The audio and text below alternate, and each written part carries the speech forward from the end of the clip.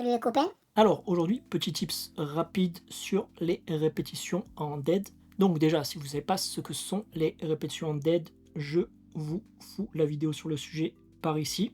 Et donc pour tous les autres qui savent déjà ce que sont les répétitions en dead, qu'est-ce que ça va être ce petit tips? Ça va être tout simplement que sur les répétitions en dead, vous ne voulez pas faire rebondir le poids. En fait, les répétitions en dead, le but c'est de casser la chaîne concentrique-excentrique et grosso modo annuler tout ce qui va être le rebond, l'énergie élastique, etc.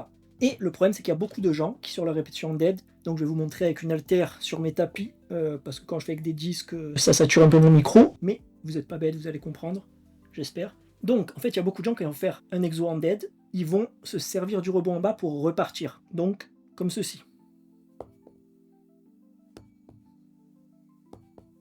Donc ici, qu'est-ce qui se passe? En fait je me sers de l'énergie du rebond que fait l'haltère dans le sol, sachant que ça peut aussi être la même chose avec votre propre poids du corps, pour hop, repartir vers le haut. Mais ça du coup, ça va à l'encontre un peu du principe du dead et ça n'a plus trop d'intérêt. En fait sur le dead, ce que vous voulez faire, c'est repartir quand il n'y a plus d'énergie élastique, donc partir d'un poids mort, d'où le nom des répétitions en dead, c'est pour ça que ça s'appelle comme ça. Et donc ce que vous voulez faire, c'est attendre qu'il n'y ait plus d'énergie élastique.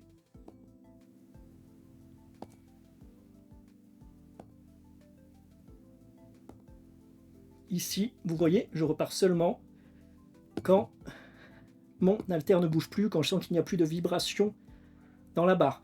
Donc là, il n'y a plus aucune énergie élastique, le poids est complètement dead, je peux repartir. Par contre, ici, même quand l'haltère vibre encore un tout petit peu, c'est sensiblement plus facile. Donc on peut stopper l'énergie élastique soi-même en faisant un arrêt un peu plus brutal, en forçant ou en serrant pendant le rebond pour arrêter le mouvement, ou alors on peut juste attendre que l'haltère s'arrête de bouger d'elle-même. Mais ce qui est important, c'est de partir vraiment d'un poids mort, de ne pas rebondir. Donc si vous voulez, vous pouvez par exemple imaginer que au lieu d'une haltère, ce que vous avez dans les mains, c'est une balle rebondissante. Et en fait, vous voulez éviter de repartir pendant qu'elle rebondit.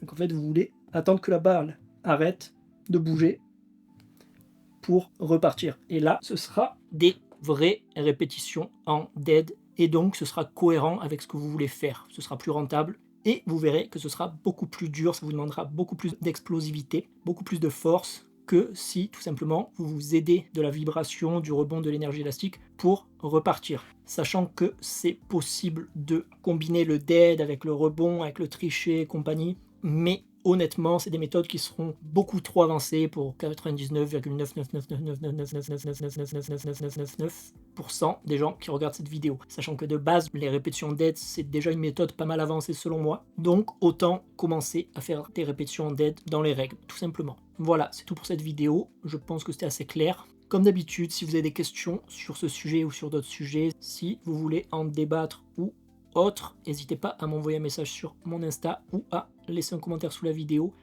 Et je vous dis à plus.